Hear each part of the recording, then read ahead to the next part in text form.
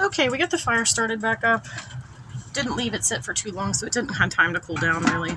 I just wanted enough time for the fire to settle and to clean my plate off, because you don't want to add raw chicken to a...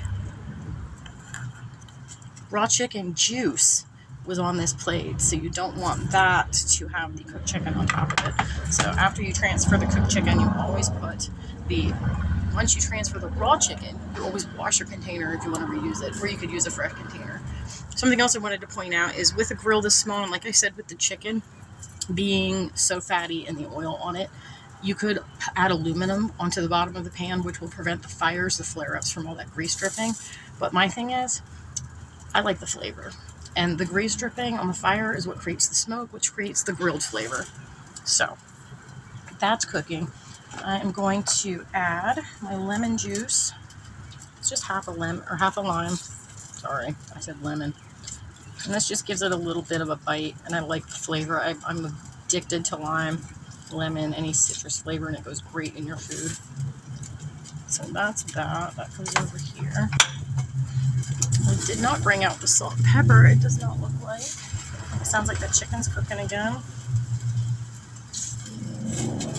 So I'm adding about a tablespoon of oil on here on the veggies. And I am adding probably a tablespoon or two of balsamic. I love balsamic. It gives it great flavor. And most of that will cook out, and it'll cause a really sweet flavor on the grill. Balsamic vinegar, again, is really good on chicken. If you're going to grill it that way, gives it a great little bit of a bitter flavor, but the balsamic is sweet because it's made of grapes. So when you cook it, it turns into a really sweet, almost like a glaze that sticks on, but it's not too sticky. So we got the veggies coated. They look really nice. And what you want to do, especially with Brussels sprouts, you want to try to cut them up in slices if you're going to grill them with veggies that are going to cook faster, because these are going to take the longest to cook, and we didn't blanch them first. But I like a crispy vegetable, especially when I'm grilling it, so that's going to work out perfect. Keep an eye on this for me while I go take this back into the house and get my salt and pepper.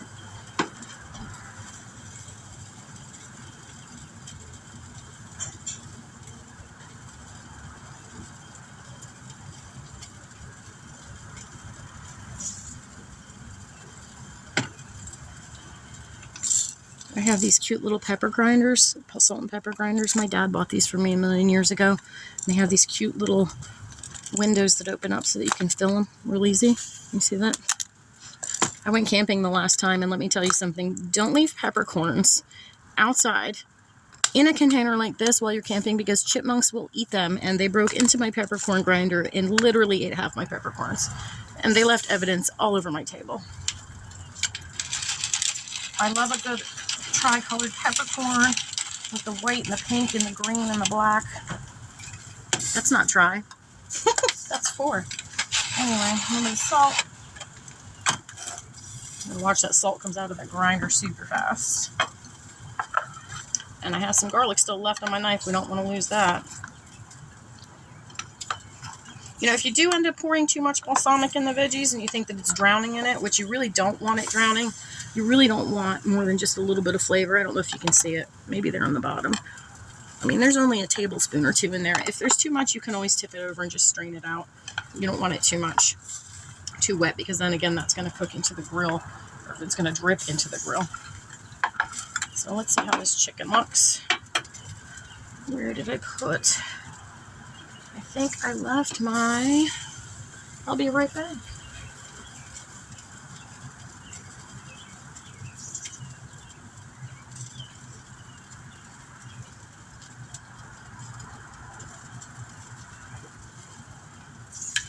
My tongs. I left my tongs in the house. Anyway, here we go. We are going to... Now this grill... Here's another tidbit on grills, if you don't know much about them, is that some grills have a hot spot. So obviously it's more warm up on this side. So I'm going to move the chicken down here. It's less cooked. This piece is bigger, so it needs to be on the warmer side. And also something to point out is if there is a lot of flames, you're gonna see skin that looks like this, and it will give it a little bit more of a charred flavor. Sometimes a little burnt. So you don't want to have it be too fiery. I do find that a tiny little squirt bottle really helps keep the flame down if you can get it strategically in the right spot. But that's just me personally, and I've had years of doing that. So I don't recommend that to anybody because oil in a grease fire is never good, and you might end up hurting somebody. But little squirt bottles just get the flame out. Usually it's the stuff that's on the top drip pan that catches on fire, and you can, not the stuff on the bottom. You don't ever want to get any water. You don't want to dump water or anything like that.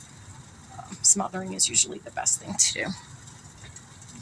So that chicken is cooking.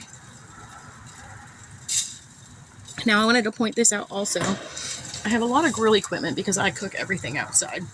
And this is something that I have as a grate for my grill top. So when I'm cooking, I put this on here because if you look at, if you look at the size of these grates. That's my broccoli growing right there, by the way. I have to pick aphids off of it every day because they think it's delicious and I'm not having it. So let me show you the grate size here. See how big those holes are? Those veggies will never stay in there. So I have this to keep them from falling. Now that my chicken's catching on fire again, I'm going to get these pieces out of the way of the flame. Why do I keep doing that? Let me put this over to the side till that goes out. Because once that fat drips off, burns off that pan, it's not going to keep burning. Like I said, you can usually blow them out, but sometimes they're a little persistent. I should probably go find my squirt bottle so I can show you what I mean by that. Alright, well, you're stuck on there. You're stuck on there. Alright. I gotta go find my squirt bottle. We'll be right back.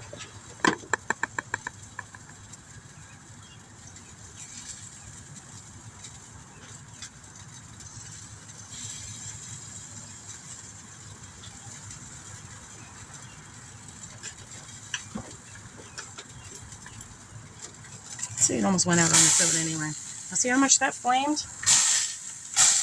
This is why you shouldn't use water on a fire. But it does help put it out if you get it in the right spot. See that? Don't ever, I don't like these tongs. So I'm going to put the majority of the drippy, try to put it out on the outside. And I'm going to leave these on the inside. So when it drips, it doesn't quite catch on fire. I don't want all my chicken tasting like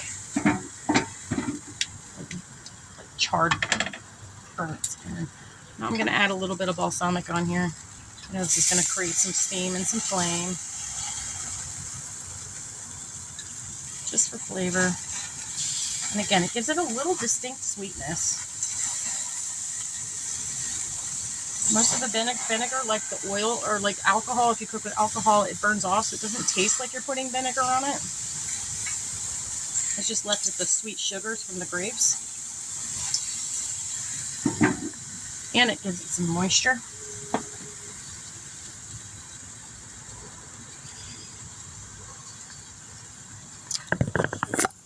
So that's the 101 here, the basics on this little grill. The only other thing that I can think to talk about is the grill itself. This is a tiny little grill that I bought with the propane tank. It's just a mini one. This tiny little setup I got going on, I've just put it up here on my deck. I did have a normal size grill, but it died.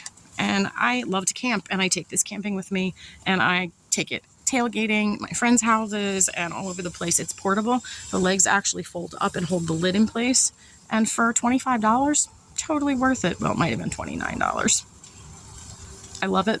It's small. It works for me. I'm only one person. Sometimes I have company, and I cook for more than one. But as you can see, I have 5 chicken legs on there, chicken drums on there, and I'm making a buku.